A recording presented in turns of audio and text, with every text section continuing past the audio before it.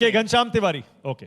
घनश्याम तिवारी, आज राहुल गांधी और अखिलेश यादव की जॉइंट प्रेस कॉन्फ्रेंस, रामनवमी के दिन, क्या ये पहले चरण के चुनाव प्रचार का आखिरी दिन था इसीलिए एक साथ आए थे? या रामनवमी का दिन चुना गया एक जॉइंट फ्रंट दिखाने के लिए? नमस्कार मानक, आपको, दर्शकों को, को पैनलिस्ट को, सभी को रामनवमी की पावन शुभकामनाएं। हम जिस मंच पर बैठे हैं उस कार्यक्रम का नाम है मंथन। न्यूज़ 24 का लोगो है थिंक फर्स्ट। जरा सोचिए कि देश किस मुकाम पर खड़ा है आज के दिन। जो भी भारतीय जनता पार्टी कह रही है, जब आपके सामने इस तरह की खबरें आती हैं इंडियन एक्सप्रेस की कि 25 ऐसे धुरंधर नेता हैं जो कांग्रेस से और अन्य पार्टियों से भारतीय जनता पार्टी में गए, जिनके बारे में प्रधानमंत्री ने मंच से कहा इन्होंने हजारों करोड़ की लूट की है, उन नेताओं के केस ठंडे बस्ते में डाल दिए गए या बंद कर दिए गए। क्या आप सोचने पर मजबूर होते हैं? उनकी तस्वीरें छपती हैं, क्या आप सोचने पे मजबूर होते हैं? क्या भारतीय जनता पार्टी के लोग कुछ कहते हैं?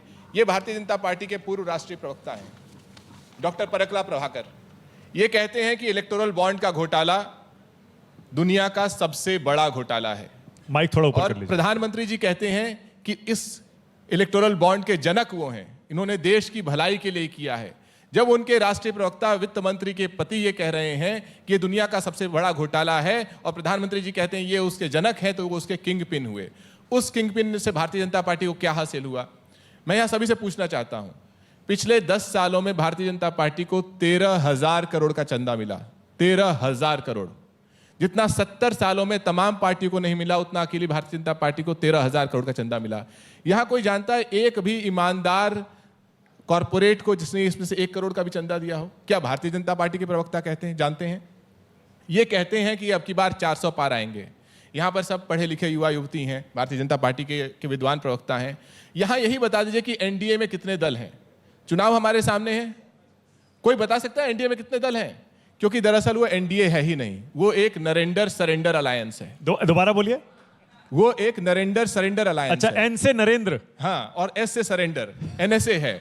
क्योंकि ये वो लोग हैं, जैसे ये तस्वीरें इंडियन एक्सप्रेस ने, जनसत्ता ने छापी, ये वो लोग हैं जिन्होंने किसी न किसी लालच में या किसी न किसी डर से एनडीए के सामने सरेंडर कर दिया। आप ब्रिजमोहन जी पर कमेंट कर रहे हैं, अभी वो सरेंडर करके बैठे हैं। देखिए जरा, बताऊंगा। ब्रिजमोहन की बात है अभी। ये ब्रिज शरण सिंह जी है, ये बेटी बचाओ, माइक ऊपर कर लीजिए, बेटी बचाओ, ये ब्रिजभूषण सिंह जी है, ब्रिजभूषण सिंह जी। ये बेटी बचाओ बेटी पढ़ाओ का नारा इन्होंने कहा। एक आखिरी वाक्य, इन्होंने कहा कि मोदी जी की गारंटी है। आप ये बताइए, यहां युवा सब बैठे हैं, 2 करोड़ रोजगार देना किसकी गारंटी थी? किसानों की आय डबल करना, एमएसपी देना किसकी गारंटी थी? बेटियों को बचाने की गारंटी किसकी थी? हमारे देश में सबका साथ सबका विकास, संविधान की मर्यादा रखना, जितने दिन इन 10 सालों में संडे नहीं हुए हैं, उससे कम दिन संसद बैठी है। ये वर्तमान प्रधानमंत्री दुनिया में, देश में अब तक जितने प्रधानमंत्री हुए हैं उनकी तुलना में सबसे ज्यादा संसद में इन्होंने पार्टिसिपेट किया है, सबसे ज्यादा सवाल का जवाब दिया है, सबसे ज्यादा बहसें की हैं, सबसे कम बहसें की हैं, घनश्याम कम सवाल का जवाब। ओके, घनश्याम तिवारी हमारे बहुत प्रिय हैं, हम सबके। इनको हम शॉर्ट में जीएसटी कहते हैं, घनश्याम तिवारी, जीएसटी।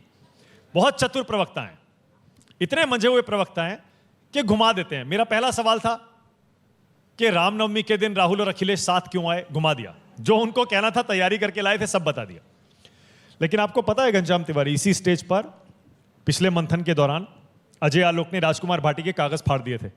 आप कागज के साथ आए, इसीलिए मैंने आपको राकेश त्रिपाठी के साथ नहीं बिठाया, वहां बिठाया। देखिए, कम से कम यहां कागज ना फटे इस बार।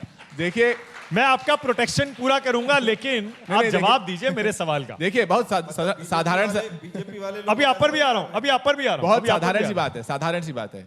इस देश में पिछले 10 साल में जो कानून बने, पिछले 10 साल में, मैं आप सभी से बोलता हूं कि सरकारें आती हैं, जनता उन्हें चुनती है। उन सरकारों का काम है जनता के अधिकारों को बढ़ाए।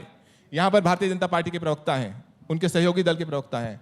आप मुझे कोई 2 अधिकार बता दीजिए जो इस सरकार ने आपके बढ़ाए हों। आपके प्राइवेसी के खिलाफ खड़े थे, जो पार्टियों को चंदा मिलता है उसके खिलाफ खड़े थे, प्रेस के खिलाफ खड़े हैं, सुप्रीम कोर्ट ने जो फिर आप मेरा जवाब नहीं दे रहे। हाँ, क्यों नहीं जवाब दे रहे? मैं कह रहा हूं कि इस देश आज ही क्यों आए दोनों नेता साथ में? आज के दिन आए, किसी भी दिन आए, जब से इंडिया गठबंधन बना है, तब से क्या ये नेता साथ में नहीं आए?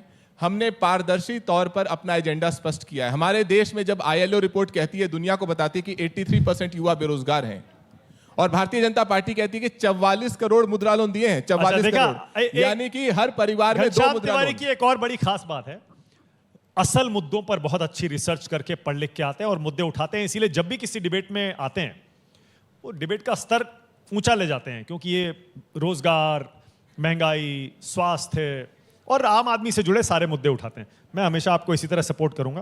कागज लेके आएंगे, आपको अलग ही बिठाऊंगा बीजेपी प्रवक्ता से।